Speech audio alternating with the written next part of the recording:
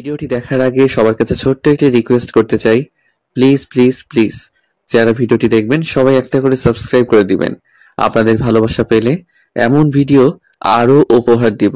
ভিডিওগুলো বানাতে অনেক কষ্ট হয়, আমি জানি। ভিডিওটি অনেক মানুষই দেখবেন, প্লিজ একটা করে সাবস্ক্রাইব করে দিবেন।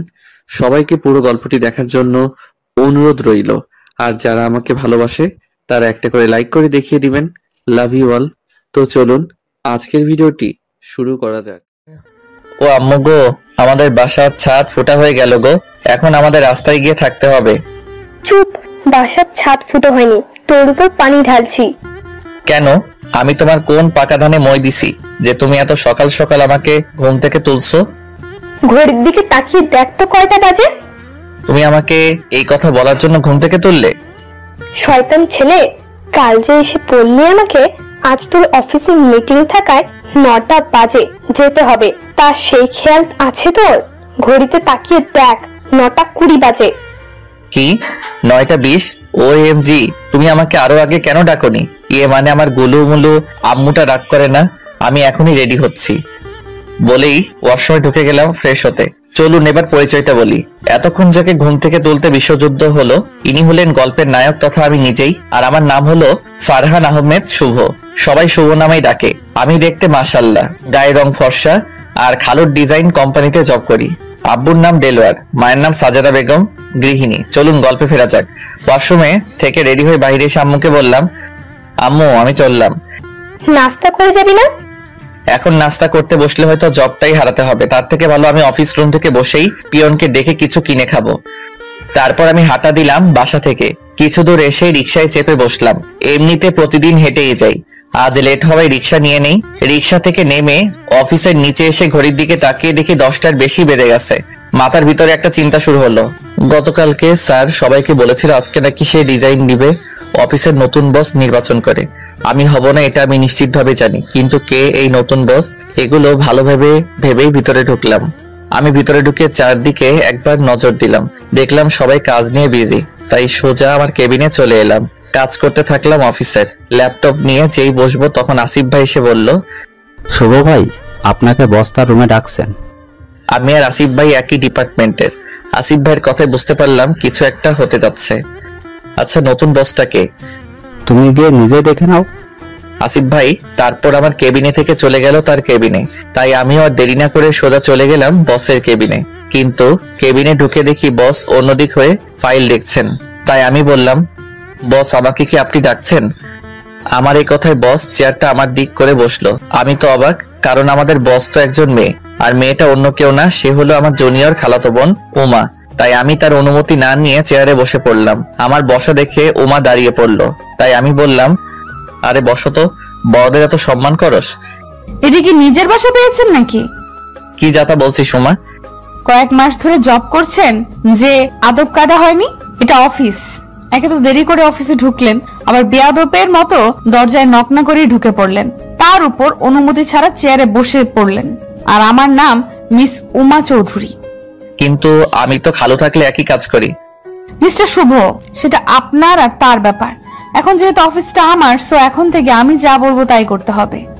চেষ্টা করবো উমা। উমা নয়, ম্যাম হই আপনার। আর শোনেন, অফিসের পর থেকে দেরি হলে আপনাকে আর আমার অফিসে দরকার পড়বে না, সেটা মাথায় ভালো করে ঢুকিয়ে নিয়েন। আমি লেট করব কি করব না সেটা আমার ব্যাপার, আপনার যা খুশি করতে পারেন। আমার এ কথাই উমা আমার দিকে এগিয়ে এসে দাঁড়িয়ে বলল, শোনেন মিস্টার শুভ, এই নিয়মটা শুধু আপনার নয়, অফিসে থাকা সকল কর্মজীবীদের জন্য। তারা পারলে আপনি কেন পারবেন না শুনি? সেই কৈফিয়ত আপনাকে দেওয়ার প্রয়োজন বোধ করি না আমি। ডিসগাস্টিং। এই কথা শুনে আমি চলে যেতে লাগলে উমা বলে ওঠে, আপনাকে কি আমি যেতে বলেছি যে আপনি চলে যাচ্ছেন আমার কথা না শুনে? রাখুন আপনার কথা।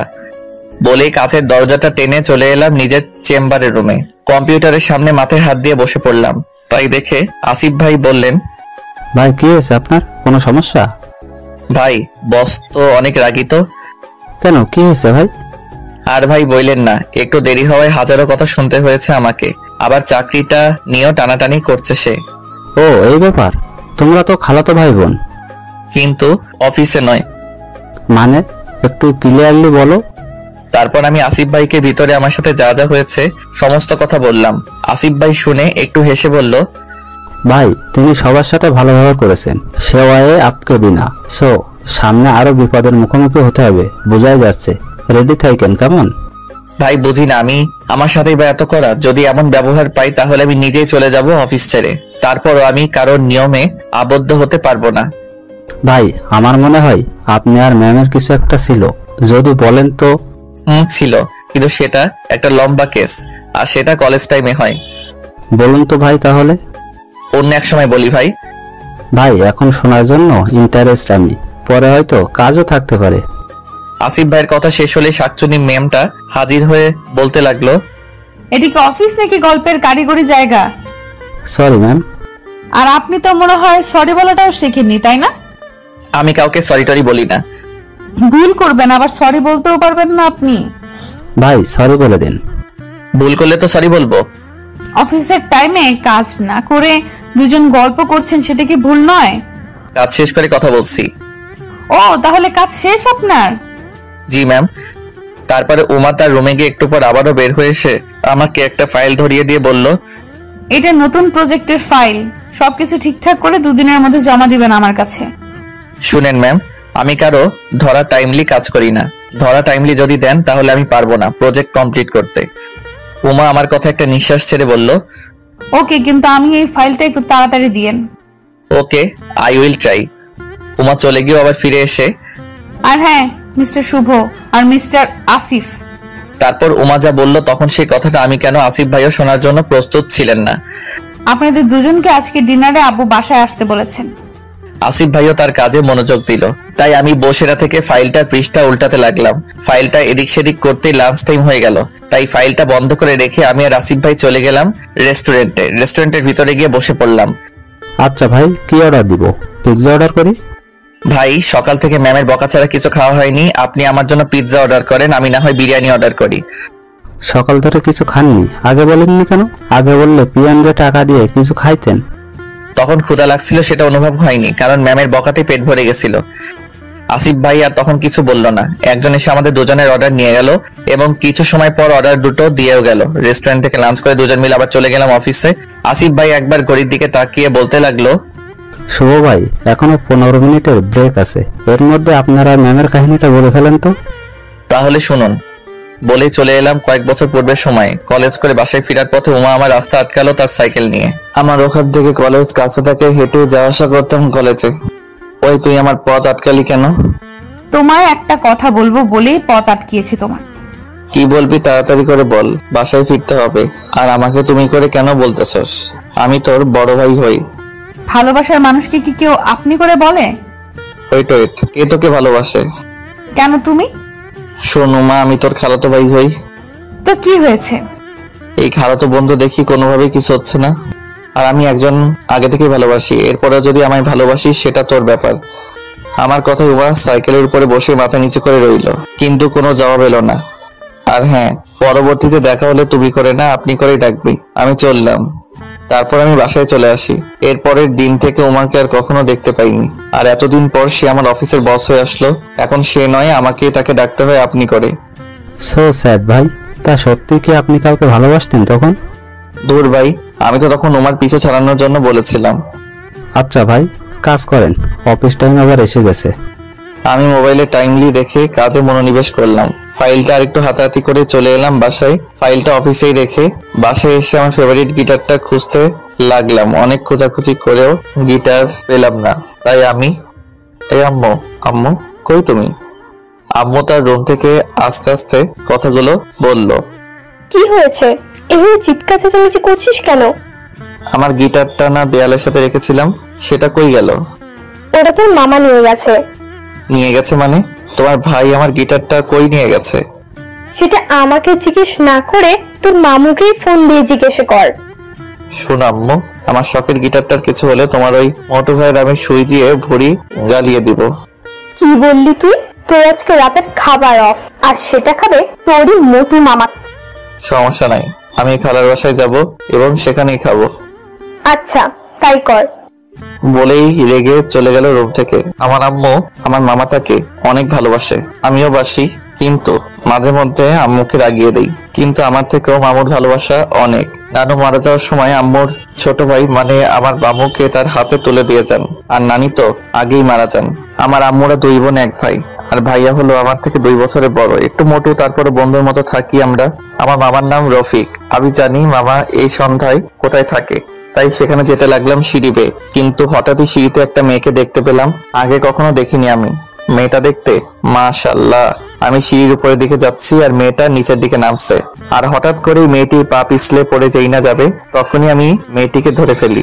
দুজনের চোখাচোখি হতে লাগলো সিনেমার স্টাইলে, আর তখনই রফিক মামাও সেই স্থানে চলে এলো। মেয়েটাকে আমি ছেড়ে দিলাম, আর মেয়েটি আমার ছাড়া পেয়ে মুক্ত পাখির নয় চোখ নামিয়ে চলে গেল নিচের দিকে। মেয়েটা চলে গেলে রফিক মামা বলল, কি রে ভাগ্নে, মেয়েটিকে দেখে ফিদাতিদা হয়ে গেলে নাকি? এরকম ভাবে তাকিয়ে আছিস? ওরকম কিছু না। বোঝা হয়ে গেছে। আচ্ছা মামা, মেয়েটা কোথায় থাকে আর আমাদের বাসার সিঁড়িতেই বা কি করছে? মেয়েটা এবং মেয়েটার আম্মু আব্বু এখানে থাকে, তোদের দোতলার ভাড়াটা হিসেবে। আমাদের বাসাটা 2 তলা, আর আমার পরিবার নিচতলায় থাকি, আর উপরের তলাটা আজকে ভাড়া দিয়ে দিছে আম্মু। এত কথা বাদ, আমার গিটার কই? ছাদে। আমি মামাকে সাথে করে ছাদে চলে এলাম। আচ্ছা মামা, তুমি বিয়ে কবে করবা? তোর বিয়ে খেয়ে তারপর। যদি আমাদের ভাড়াটিয়া মেয়েটাকে বিয়ে করি কেমন হবে? আচ্ছা, তোর আম্মুরে আজকেই বলে দিচ্ছি যে তুই এই মেয়েকে পছন্দ করছিস এবং বিয়ে করতে চাস। ধুর মামা, কথার কথা শুধু বললাম। তারপর আমি আর মামা কিছু সময় ছাদে আড্ডা দিয়ে চলে এলাম রুমে। রুমে এসে একটা সুন্দর দেখে শার্ট প্যান্ট পরে রওনা হলাম খালার বাড়ি যাওয়ার জন্য। সন্ধ্যা, তাই হেঁটে না গিয়ে একটা রিক্সা নিলাম। মাঝ রাস্তায় রিক্সাটা একটু দাঁড় করালাম শোমার জন্য কিছু নেওয়ার জন্য। খালুদের বাসার কাছে এসে নেমে পড়ি রিক্সা থেকে। রিক্সাওয়ালা মামুর ভাড়াটা মিটিয়ে খালুদের বাসার কলিং বেল চাপলাম। আর একটু পর উমার ছোট বোন সোমা এসে দরজাটা খুললো, আর আমি দোকান থেকে আনা চকলেট দিয়ে দেই তোমাকে। সোমা খুশি মনে চকলেটগুলো নিয়ে চলে গেল ভিতরে। আমি দরজাটা লাগিয়ে ভিতরে ঢুকে পড়ি। ভিতরে গিয়ে দেখি আসিফ ভাই আর খালু কি যেন কথাবার্তা বলছে, তাই আমি সালাম দিলাম। আসসালামু আলাইকুম। ওয়ালাইকুম সালাম। দাঁড়িয়ে কেন, বসো। আমি আসিফ ভাইয়ের পাশেই বসলাম। আসিফ ভাই ফিসফিস করে বলল, শুভ ভাই, এখানেও দেরি? রাস্তা একটু দেরি হয়ে গেছে। এর মধ্যে খালু জোরে আওয়াজ করে সোমাকে ডাক দিল। সোমা খালুর কাছে এলে খালু বলল, সোমা, ওমাকে ডেকে আনো তো আম্মু। খালুর কথা সোমা চলে গেল ওনাকে ডেকে আনার জন্য। একটু পর সোমা ওমার হাত ধরে টানতে টানতে নিয়ে এলো। দেখতে পেলাম উমা একটা খুব সুন্দর ড্রেস পরেছে। আমাদের দিকে তাকিয়ে উমা বলল, কিছু বলবো আব্বু? শোনো, তুমি তো নতুন জয়েন করেছো অফিসে, হয়তো সবকিছু ভালোভাবে জানো না। তোমার খালাতো ভাই আর মিস্টার আসিফকে জিজ্ঞেস করলে সব বুঝিয়ে দিবে। ঠিক আছে আব্বু, আমি কি এবার চলে যাব? আচ্ছা যাও। উমা চলে গেলে খালু আমাদেরকে জিজ্ঞেস করলো, প্রথম দিন অফিসে কেমন কাটে সবার? সবার তো কিছু জানি না, আমার তো 12 থেকে 13টা বাজিয়েছে। আমি এগুলো বিড়বিড় করে বলছি, তাই আসিফ ভাই আমাকে একটা আস্তে করে ধাক্কা দিল তার হাতের বাহু দিয়ে। কি বললা শুভ? আমি তো বুঝতে পারিনি। আমার বোন অনেক ভালো সামলাতে পারে অফিস, তাই বললাম। তাহলে ভালোই, আমার আর চিন্তা থাকলো না। এর মধ্যে খালুদের কাজের মেয়েটি এসে বলল, খাওয়ান দাওয়ান, বেক রেডি। কাজের মেয়েটি বলেই চলে গেল। চলো ডিনার করা যাক। তারপর সকলেই চলে গেলাম খেতে ডাইনিং টেবিলে। খাওয়া দাওয়া শেষ হলে খালুর থেকে বিদায় নিয়ে চলে আসলাম বাসায়। বাসায় এসে ঘুমিয়েও পড়লাম। সকাল 7:30টায় ঘুম ভাঙলে চলে যায় অফিসে। অফিসে পৌঁছে মোবাইলে দেখি 9টার কাছাকাছি। অফিসের ভিতরে গিয়ে আমার চেম্বারে বসে টুকটাক কাজ করতে থাকি। অফিসের কাজ করতে করতে কখন যে কিবোর্ডের উপর মাথা রেখে ঘুমিয়ে পড়ি তা আমি নিজেও জানি না। অনেকক্ষণ সময় পর ঘুম ভাঙলে দেখতে পাই উমাকে। আমার চোখ খুলছে দেখে বলল, গুড মর্নিং। ঘুমটা ঠিক মতো হয়েছে আপনার, নাকি আরো ঘুমাতে হবে? উমার এ কথায় আমি নিজের ভিতরে দোয়া দরুদ পড়তে থাকি। আর তখনই উমা চিৎকার করে বলল, অফিসে কি ঘুমানোর জায়গা পাইছেন আপনি? কাজ তো একটা কাজও করেন না, আর অফিসে এসে ঘুমাচ্ছেন? বেতন তো শুধু শুধু দেয় অফিস কর্মকর্তা। চোখটা লেগে গিয়েছিল একটু। চোখ লেগে গেলে কফি খেয়ে নিতেন, নাকি অফিসের কফির বিলটা আপনি পে করেন? আর হবে না ম্যাম। আমার কথা শুনে চলে গেল রেগে মেগে উমা। সবাই তাকিয়ে রইল আমার দিকে। আমি ধমক দিয়ে বললাম, আমি কি চিড়িয়াখানার বান্দর? সবাই এরকম ভাবে কেন তাকিয়ে আছেন? কাজে মন দেন সবাই। আমার এই কথাই সবাই কাজের দিকে মনোযোগ দিল। তারপর আমি আসিফ ভাইকে বললাম, ভাই ম্যাম এসেছে, আমাকে কেন ডাকেননি? শুভ ভাই, আমার বাথরুমে চাপ ছিল বলে চলে যাই সেখানে, আর এসে দেখি আপনি ঘুমিয়ে গেছেন আর উমা ম্যাম আপনার দিকে তাকিয়ে আছে। তাহলে বলুন তো আমি এতে কি করতে পারি? এতে তো আর কিছু করার নাই। অতঃপর আসিফ ভাই কাজে মন দিলেন। এতগুলো বকা খাওয়ার পর আর চোখে এক ফোঁটাও ঘুম আসলো না। নিয়মিত কিছু কাজ সেরে বাসায় চলে আসি। বাসায় এসে দেখি রফিক মামা টিভি দেখছে। আমাকে চুপচাপ রুমে চলে যেতে দেখে সেও টিভিটা বন্ধ করে আমার রুমে এলো পিছু পিছু। আমি সোজা বিছানায় বসে বোর্ড খুলে মোজাটা খুলতে লাগলাম, আর তখনই মামা বলল, কিরে তোর মুখ এরকম শুকনো শুকনো লাগতেছে কেন? কিছু কি হয়েছে? না কিছু হয়নি। তাহলে এমন মন মরা কেন তোর? ঘুম আসছে তাই হয়তো। তাহলে তুই ঘুমা, আমি না হয় পরে তোর সাথে কথা বলবানি। কি কোনো জরুরি কথা আছে কি মামা? তেমন জরুরিও না, তুই ঘুমা। আচ্ছা।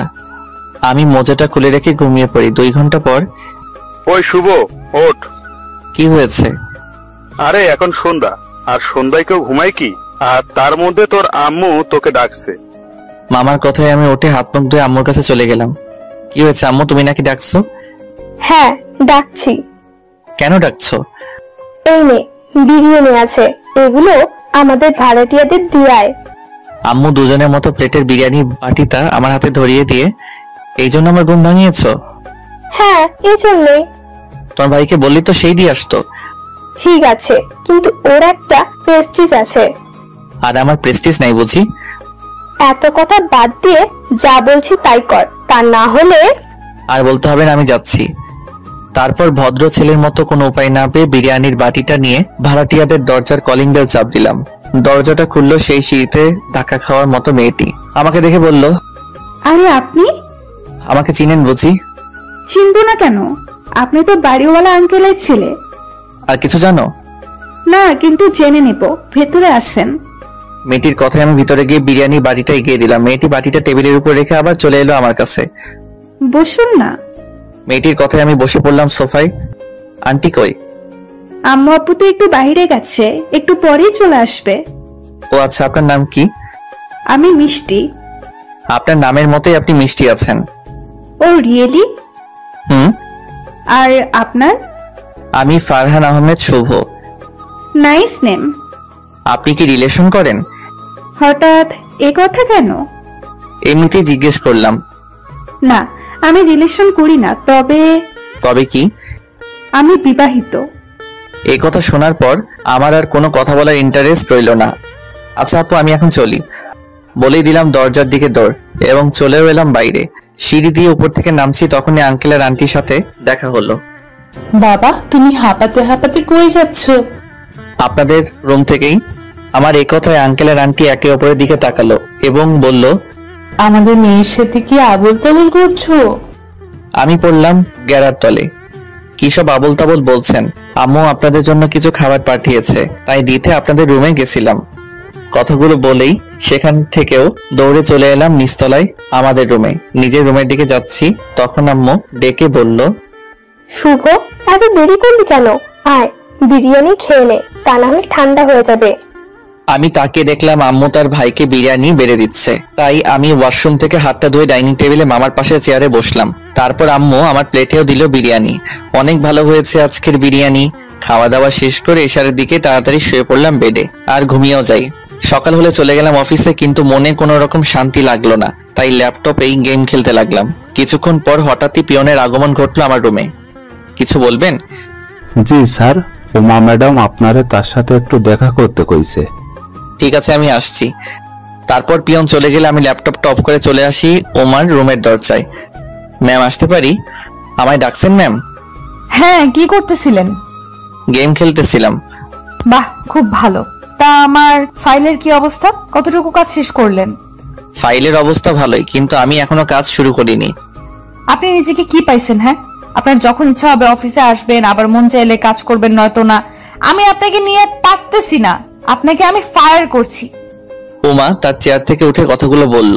উমা আমার টেবিলের উপর একটা ফাইল রেখে, ফাইলটা হয়তো আমারই, তাই আমি বললাম 5 মিনিট।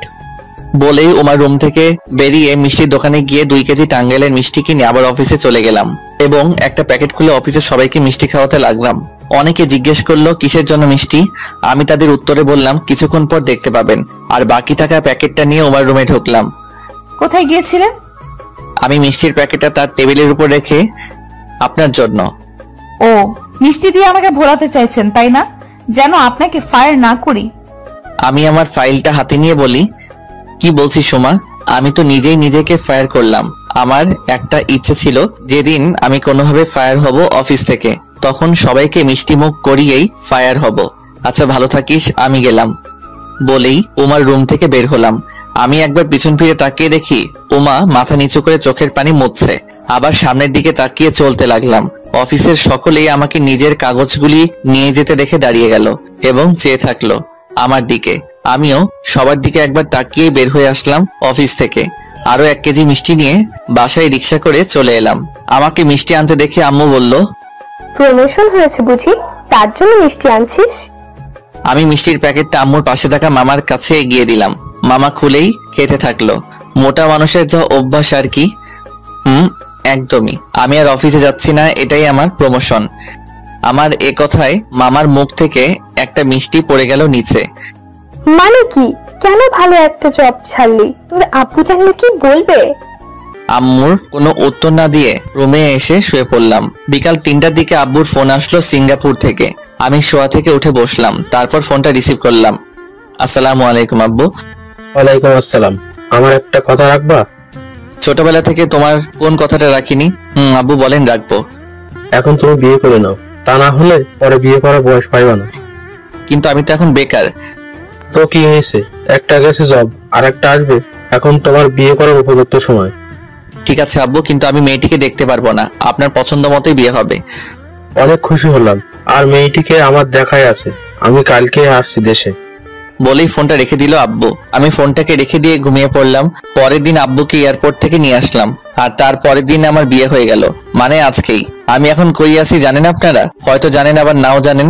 আমি এখন ছাদ থেকে নিচে বাসর ঘরে প্রবেশ করলাম। আমি রুমের দরজাটা বন্ধ করে দিলাম, আর তখনই বিছানায় বসে থাকা বউরূপে পরীটা আমাকে সালাম করলো।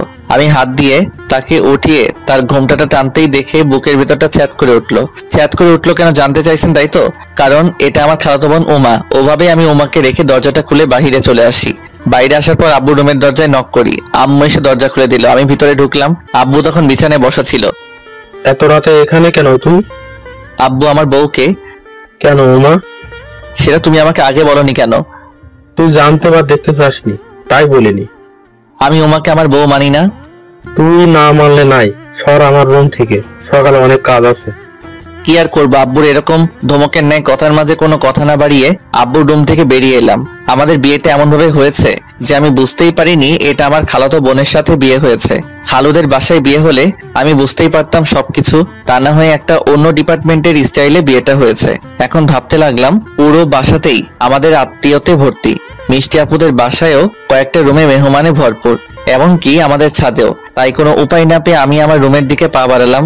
আমার রুমের কাছে আসতে আরেকটা বিপদ এসে পড়লো আমার চোখের সামনে। উমার ছোট বোন সোমা দরজাটা ঠিক বরাবর দাঁড়িয়ে আছে হাত পেতে।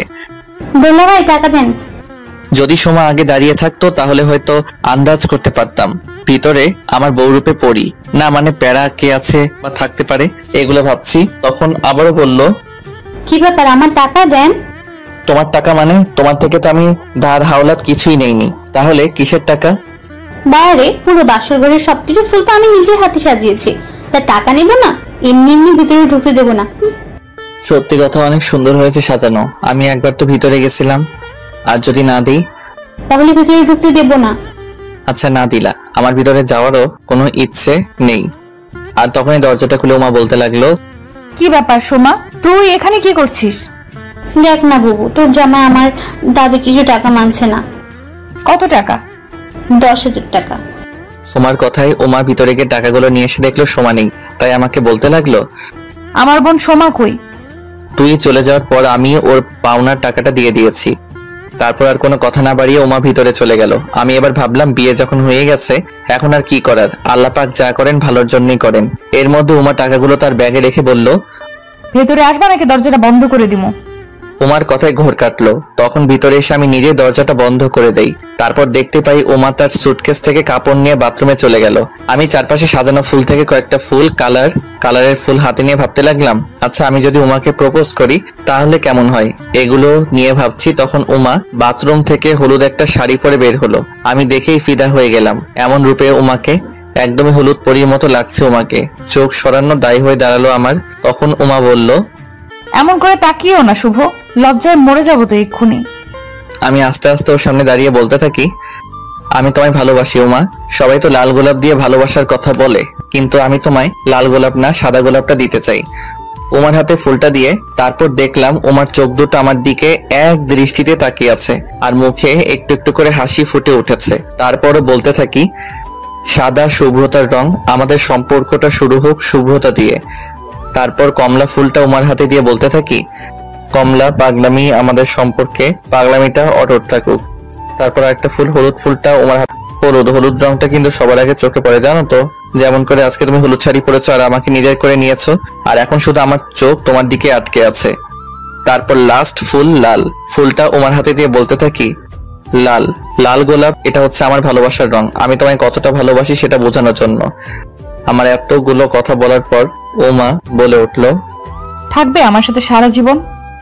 যদি আল্লাহ তাআলা চান তো। তারপর উমাকে আমি নিজের কোলে করে বিছানায় নিয়ে গেলাম। তারপরে সিনটা না হয় নাইবা বললাম, যদি বলি তো সবাই অসভ্য ভাববে, আর গোপন বিষয় না বলাটাই উত্তম। আপনারা কি বলেন? বাসরাতে যা যা করতে হয় সবকিছু করে ফেলি। উমা ক্লান্ত হয়ে আমার বুকে তার মাথাটা রাখলো। আমি উমার মাথার চুল হাত দিয়ে খেলা করতে করতে উমাকে জিজ্ঞেস করি, তুমি যে আমায় ভালোবাসো সেটা তোমার আর আমার ফ্যামিলি কিভাবে জানতে পারলো? না মানে এটা আমার শুধু জানার ইচ্ছে নয়, আমাদের গল্পটা যারা পড়ছেন 500+ লোক জানতে ইচ্ছুক। আচ্ছা শোনো তাহলে, তুমি যেদিন অফিস থেকে চলে গেলে তখনই আমি কান্না করতে থাকি। আর আধা ঘন্টা পর আমার আব্বু আমাকে সারপ্রাইজ দেওয়ার জন্য চুপি চুপি আমার কেবিনে আসে, কিন্তু ভেতরে এসে তিনি সারপ্রাইজ হয়ে যায়। আর তখনও আমি কান্না করতেছিলাম। আমার আব্বু আমার কান্না একদম সহ্য করতে পারেন না, তাই তিনি আস্তে আস্তে করে বলতে থাকে, কি রে মা, তুই কাঁদছিস কেন? তোর কি হয়েছে? আমি ভাবতেই পারিনি আব্বু এইভাবে অফিসে আসবে এবং আমার কেবিনে চুপি চুপি আসবে, তাই তাড়াতাড়ি করে চোখের পানি মুছে নিয়ে বলতে থাকি, কই না তো আব্বু, কিছু হয়নি। না, তোর তো কিছু হয়েছে, সবকিছু খুলে বল আমাকে। তখন দৌড়ে গিয়ে আব্বুকে জড়িয়ে ধরে বলতে থাকি, আব্বু আমি শুভকে ভালোবাসি, কিন্তু শুভ অফিস এবং আমার চোখের সামনে থেকে চলে গেছে। আমি শুভকে ছাড়া বাঁচবো না, প্লিজ পাপা শুভকে এনে দাও না। তুই শান্ত হ, আমি দেখছি বিষয়টা। বলে আব্বু আমার থেকে নিজেকে ছাড়িয়ে নিয়ে তোমার আব্বুকে সমস্ত ঘটনা বলে, আর তার ফলস্বরূপ তোমাকে আজকে পেয়েছি। তাই তো বলি, হঠাৎ আব্বু সিঙ্গাপুর থেকে বিয়ের বিষয়ে কথা বলছিল কেন? বিড়বিড় করে কথাগুলো বলতে লাগলাম। কি ব্যাপার, কি বিড়বিড় করছো? তেমন কিছু না। আচ্ছা অনেক রাত হয়েছে, ঘুমাও। তারপর দুজন দুজনকে জড়িয়ে ধরে শুয়ে থাকলাম। সকাল হতেই সব আত্মীয়রা চলে গেল। সোমাকে সোমার আব্বু নিয়ে যায়। সকালে ঘুম ভাঙলো উমার ভেজা চুলে।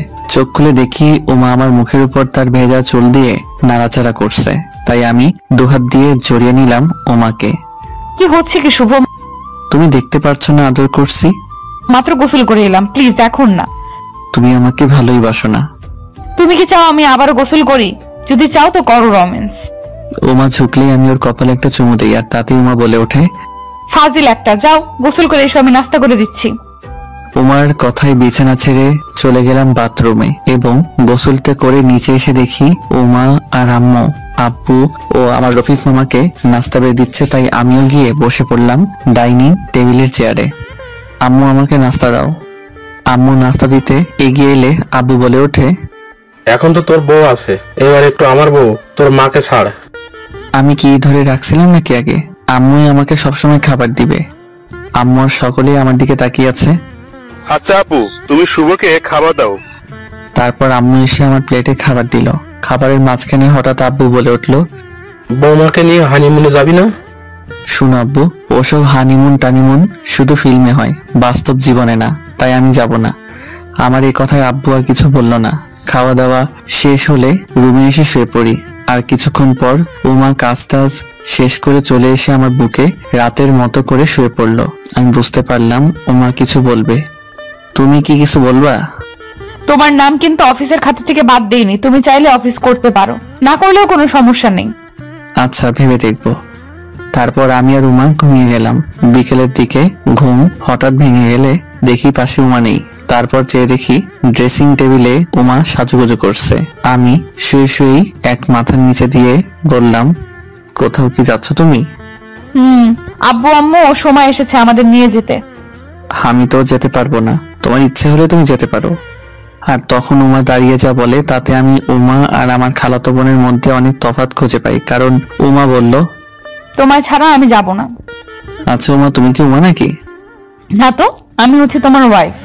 তারপর আর কোনো কথা বাড়ালাম না। আমি খালা খালু সহ সোমা চলে গেল সন্ধ্যার দিকে তাদের বাসায়। আমি সত্যি দেখলাম উমা যাবেই না।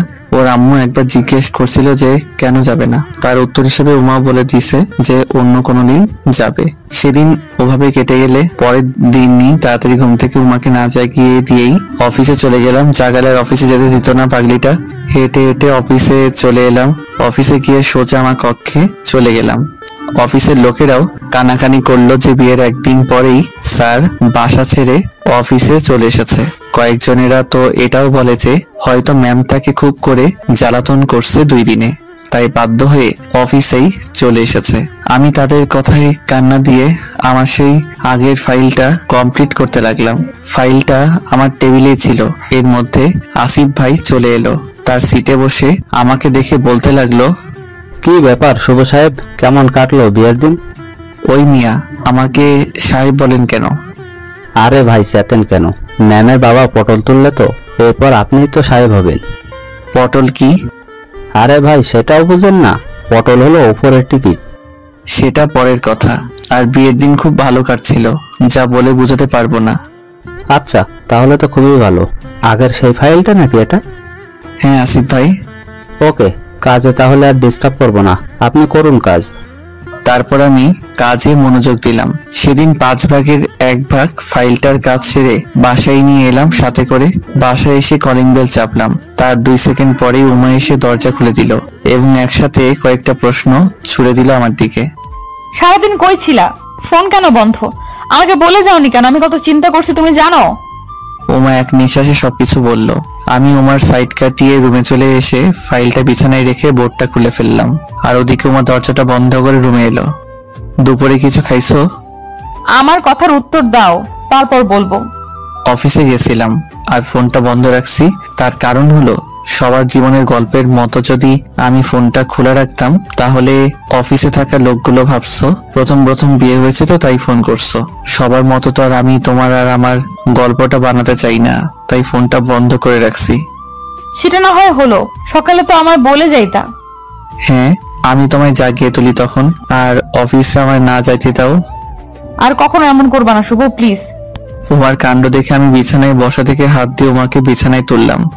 ঠিক আছে, তবে একটা শর্তে। কি শর্ত? অফিসে থাকাকালীন সময় একবারও ফোন দেওয়া যাবে না। ঠিক আছে, দিব না। চলো না, সকাল থেকে কিছুই খাইনি আমি। তাহলে চলো, আজ না হয় আমরা দুজন রেস্টুরেন্টে যাই। ঠিক আছে। তারপর আমি আর উমা আব্বু আম্মুকে বলে বেরিয়ে পড়লাম। আমি উমাকে বলে রিক্সাতে উঠাতে পারিনি, ও নাকি হেঁটে হেঁটে যাবে, তাই কি আর করার। উমার সাথে কথা বলতে বলতে চলতে লাগলাম। আমরা দুজন হাঁটছি, তখন আসিফ ভাইকে একটা মেয়ের সঙ্গে হাঁটতে দেখে আমরা দুজনেই আসিফ ভাইয়ের সামনে গিয়ে দেখতে পাই, আরে এটা তো উমাদের অফিসের ম্যানেজমেন্টের মেয়েটা, আর তার নাম তুলি। আমাদের দেখে ভূত দেখার মতো চেয়ে থাকলো দুজনেই। কি ব্যাপার আসিফ ভাই, তুলি ম্যাডামের সাথে কই যাচ্ছেন? না মানে একটু সামনেই। তা সামনে কই? একটা মুভি রিলিজ হয়েছে, সেটাই দেখতে। আচ্ছা যান, আর হ্যাঁ বিয়েটা করে নিয়েন তাড়াতাড়ি, তা না হলে পরে তুলির বিপদ হয়ে যেতে পারে। ঠিক আছে ভাই। তারপর আমি আর উমা ওদের সাইড দিলাম, ওরা চলে গেল। উমাকে নিয়ে পাশের রেস্টুরেন্টে খাওয়া দাওয়া করে বাসায় চলে এলাম। এভাবেই কয়েকদিন চলে গেল। সকালবেলায় আমি অফিসে যাওয়ার জন্য রেডি হচ্ছি, তখন উমা আমাকে বলল, তোমার অফিসে যেতে খুব কষ্ট হয় তাই না? হঠাৎ এই কথা বললে কেন? আব্বু তোমাকে বাইক গিফট করতে চাচ্ছে, তুমি প্লিজ না করো না। শোনো মা, আমি খালুর কাছ থেকে কিছু নিতে পারবো না, তাকে বলে দিও আমি টাকা জোগাড় করে নিজেই কিনে নিব। তুমি রেগে যাচ্ছ কেন? আমি না করে দিবানি। তারপর উমার কপালে একটা চুমু দিয়ে কমপ্লিট ফাইলটা হাতে নিয়ে বেরিয়ে পড়লাম। অফিসে চলে গেলাম। অফিসের বসের কেবিন ফাইলটা জমা দিয়ে আমার কেবিনে এসে ল্যাপটপের ভিতরে কিছু কাজ করতে লাগলাম। কিছু কাজ করা হলে বস তার রুমে ডাকলো। আমিও কাজ ছেড়ে উঠে তার কেবিনে চলে গেলাম। এখন আসিফ ভাই অফিসের বস। আমি বসের রুমে গিয়ে চেয়ারে বসে পড়লাম। শুনুন মিস্টার শুভ, ফাইলটা সবকিছু ঠিকঠাক, তবে কি আসিফ ভাই? এই নিন আপনার প্রমোশন লেটার। আসিফ ভাই আমার দিকে একটা খাম এগিয়ে দিয়ে আমি তো মহা খুশি। আমি সেটা নিয়ে একটা উমার জন্য গিফট নিয়ে বাসায় চলে এলাম। গিফটটা নিচে রেখে উমার চোখ বন্ধ করে নিয়ে এলাম সেখানে। গিফটটার কাছে উমাকে এনে ওর চোখের বাঁধনটা খুলে দিলাম। উমা গিফটটা দেখে ওর মুখে হাত দিয়ে, এটা তো একটা বাইক। আর এটা তোমার জন্য। তুমি কষ্ট পাইছো আমি মানা করে, তাই না? না না, আমি কোনো কষ্ট পাইনি। তারপর উমাকে সাথে করে নিয়ে বাইকে অনেক জায়গায় ঘোরাঘুরি করলাম। এইভাবেই অনেকদিন কেটে গেল আর আমরাও খুব সুখী হলাম। এর মধ্যে আব্বু আবারও সিঙ্গাপুর চলে গেছে আর সোমা প্রায়ই আমাদের বাসায় ওর বোনের জন্য আসে। রফিক মামারও এর মধ্যে একটা রেস্টুরেন্টের ম্যানেজার নিয়োগে চাকরি হয়ে যায় আর তার জন্য আম্মু মেয়ে দেখছে। একদিন অফিসে বসে নিয়মিত কাজ করছি, তখন উমা আমায় ফোন করলো, কিন্তু আমি ফোনটা রিসিভ করলাম না, বরং ফোনটা অফ করে দিলাম। আমি উমাকে আগেই বলে দিয়েছিলাম অফিস টাইমে কখনো কল করা যাবে না। অফ করে কাজে মনোযোগ দিলাম। অফিস শেষ হলে কয়েকটা গোলাপ নিয়ে বাসায় চলে এলাম, কিন্তু রুমে গিয়ে উমাকে দেখতে পেলাম না। তাই আম্মুকে জিজ্ঞেস করলাম, আম্মু বলে দিল ছাদে গেছে। তাই আমিও গোলাপগুলি নিয়ে ছাদে চলে এলাম। ছাদে এসে দেখি উমা রাতের তারাদের দিকে তাকিয়ে আছে। আমি গিয়ে উমাকে পিছন থেকে জড়িয়ে ধরলাম। শোনো না, একটা সুখবর আছে। কি? আমাদের একটা বেবি দুনিয়াতে আসবে। তারপর আমি উমাকে সামনের দিকে করে, সত্যি? তোমার ছেলে বাবু পছন্দ নাকি মেয়ে বাবু? তোমার যেটা আমারও সেটাই। আমার তো ছেলে বাবু। কিন্তু আমার তো মেয়ে বাবু চাই। কিন্তু তুমি যে বললো আমার যেটা পছন্দ। আমি মনে করেছিলাম তুমিও মেয়ে বাবু চাও, তাই বলছিলাম। কিন্তু আমার তো ছেলে বাবুই চাই। এভাবেই উমা আর আমার মধ্যে তর্কাতর্কি হতে লাগলো। আর হঠাৎ করেই আমার মুখ ফসকে বেরিয়ে আসলো, যদি মেয়ে বাবু না হয় তাহলে আমি তোমায় তালাক দিব। এটা কি করলাম আমি? উমা কাঁদো কাঁদো গলায় বলল, আর যদি মেয়ে বাবু হয় তাহলে আমিও তোমায়। বলেই নিচে চলে গেল। উমা চলে গেলে আমি সেখানে বসার বেঞ্চে বসে আমার হাতে থাকা গোলাপগুলো পাশে রেখে দিলাম। আর অন্যদিকে উমা গিয়ে আম্মুকে সব বলল। উমা সবকিছু বলে তার রুমে চলে গেল এবং আম্মু আমার কাছে চলে গেল। আমি আম্মুকে দেখে উঠে সরে পড়লাম আর আম্মু বেঞ্চটায় বসে পড়ে বলতে লাগলো, তুই উমার সাথে এটা একদমই ঠিক করলি না। মেয়েটা অনেক কষ্ট পেয়েছে। শোন, ছেলে বা মেয়ে হওয়াটা বড় বিষয় না, বড় বিষয় হচ্ছে তোদের সন্তান যেন দুনিয়াতে ভালোভাবে সুস্থভাবে আসুক, এটাই উপরওয়ালার কাছে কামনা কর। আমি আম্মুর কথাগুলো খুব মনোযোগ দিয়ে শুনলাম এবং আম্মুর কথাগুলো কলিজায় এঁকে গেল। এটা তুচ্ছ কথা একদমই নয়, এটাই হচ্ছে সবচেয়ে সেরা কথা। জি আম্মু। আর হ্যাঁ, ভুলটা যখন তুই আগে করেছিস তাই উমার কাছে গিয়ে সরি বল। আমি আম্মুর কথা মতো যেতে লাগলাম। তখন আম্মু ডাক দিয়ে, এটা উমার জন্য এনেছিলি তাই না? আম্মু। তারপর আমি আম্মুর হাত থেকে ফুলগুলো নিয়ে নিচে রুমে চলে গেলাম। রুমে এসে দেখি উমা বিছানায় জড়সড় হয়ে কাঁদছে। আমাকে দেখে উমা তার হাত দিয়ে চোখগুলো মুছছে। আমি উমার কাছে গিয়ে, শুনো না, আই এম সরি প্লিজ। কিন্তু উমা কোনো কথা বললো না, আবারও উল্টো দিকে বসলো। আমি বিছানায় উঠে মুখটা দুহাত দিয়ে ধরে দেখি চোখগুলো লাল টমেটোর মতো লাল হয়ে গেছে। আল্লাহ আমাদের ছেলে বা মেয়ে সন্তান দেয়, আমরা একজনকে না চেয়ে চাইবো আল্লাহ তাআলা যেন আমাদের সন্তানটাকে সুস্থভাবে দুনিয়াতে আনেন, চাই সেটা ছেলে বা মেয়ে হোক না কেন। সত্যি। সত্যি। এরপর এভাবেই আমাদের জীবন কাটতে লাগলো আর আমাদের টুইন বেবি হলো, তাও যমজ, একজন ছেলে আর একজন মেয়ে। আমাদের পরিবার আর আমরাও অনেক হ্যাপি হলাম। দোয়া করবেন আমাদের জন্য।